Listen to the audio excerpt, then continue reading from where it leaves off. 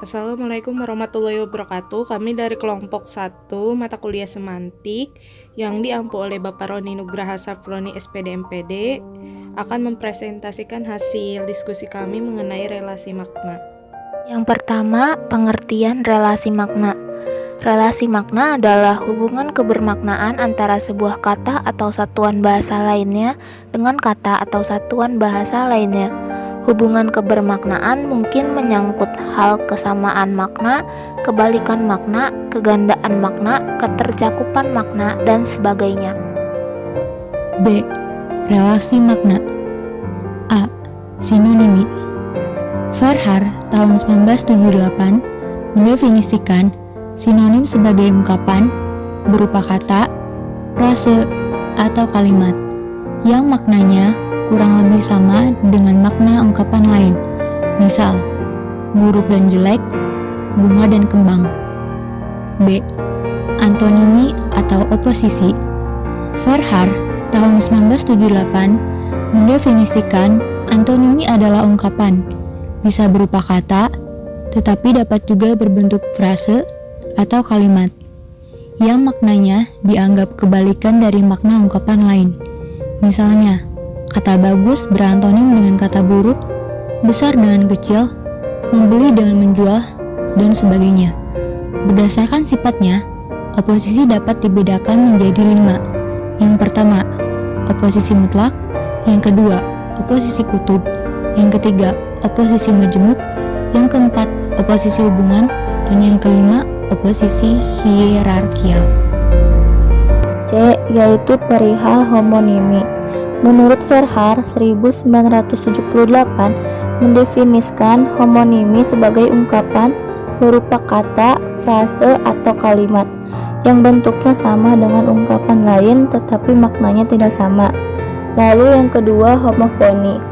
Homofoni berasal dari kata homo yang bermakna sama dan fon yang bermakna bunyi. Homofoni adalah kata-kata yang mempunyai bentuk yang berbeda, maknanya berbeda tetapi mempunyai bunyi yang sama. Misal, kata bank dan bank. Bank adalah lembaga yang mengurus keuangan, sedangkan bank berasal dari kata abang yang bermakna kakak laki-laki. Lalu untuk yang ketiga, homografi. Homografi secara etimologi berasal dari kata homo yang bermakna sama dengan graf yang bermakna tulisan.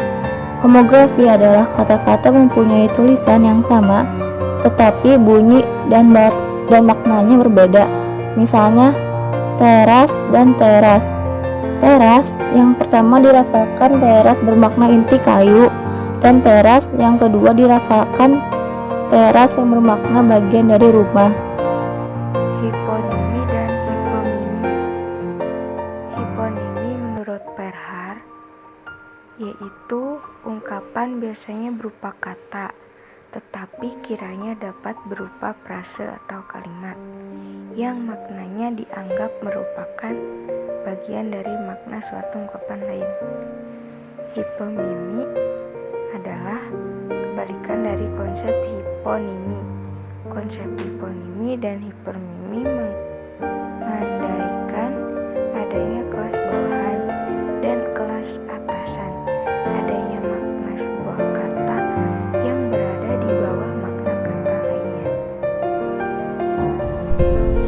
Polisemi.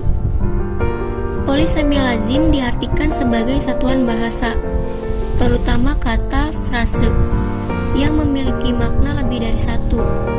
Misalnya kata kepala, dalam bahasa Indonesia memiliki makna sebagai berikut. Bagian tubuh dari leher ke atas, artinya seperti terdapat pada manusia dan hewan. Bagian dari sesuatu yang terletak di bagian atas atau depan yang merupakan bagian yang penting, artinya kepala kereta api, kepala meja. Bagian dari sesuatu yang berbentuk bulat, artinya kepala paku, kepala jarum.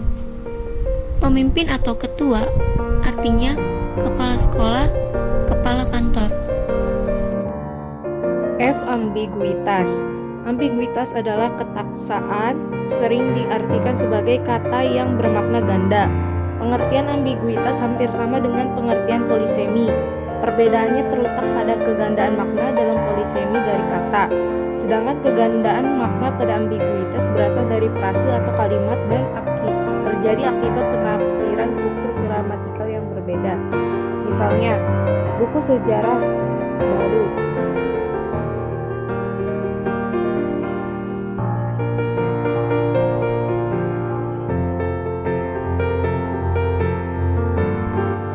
Selanjutnya adalah redundansi. Redundansi sering diartikan sebagai berlebih-lebihan pemakaian unsur segmental dalam suatu bentuk ujaran. Misalnya, bola ditendang Udin dengan bola ditendang oleh si Udin. Nah, pemakaian kata oleh pada kalimat kedua tersebut dianggap sebagai sesuatu yang redundansi, yang berlebih-lebihan dan sebenarnya tidak diperlukan. Jadi untuk kesimpulannya yaitu relasi makna adalah hubungan semantik yang terdapat antara satuan bahasa yang satu dengan satuan bahasa lainnya. Satuan bahasa dapat berupa kata frase maupun kalimat, dan relasi semantik itu dapat menyatakan kesamaan makna, pertentangan makna, ketercakupan makna, kegandaan makna, atau juga kelebihan makna. Relasi makna biasanya dibicarakan masalah-masalah yang disebut sinonim, antonim, polisemi, homonimi, hiponimi, ambiguity, dan redundansi. Sekian dari kelompok saya, terima kasih. Wassalamualaikum warahmatullahi wabarakatuh.